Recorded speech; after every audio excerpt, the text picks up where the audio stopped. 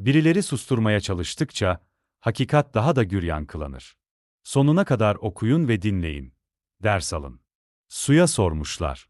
Seni kaybedersek, nasıl buluruz? Bir şırıltı duyarsanız, ben oradayım, demiş su. Ateşe sormuşlar. Kaybolursan seni nasıl buluruz? Bir yerde duman görürseniz, işte ben oradayım, demiş ateş. Sıra ahlaka gelmiş. Aynı soruyu sormuşlar.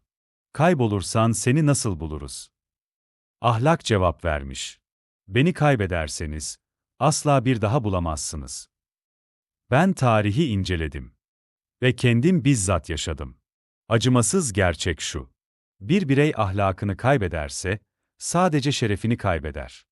Bir toplum ahlakını kaybederse, devletini de kaybeder. Ekmeğini, şerefini, onurunu, her şeyini yitirir. Bir günde değil, bir yılda da değil. Ama eninde sonunda mutlaka kaybeder. Ahlakını kaybetme süreci 100 yıllar süren toplumların. Toprağını kaybetme süresi de asırlar sürer. Ahlakını kaybedip de hala toprağını kaybetmemiş olan toplumlara duyurulur. Kulağınıza küpe olsun. Unutmasınlar. Bu söz kalplerine işlesin.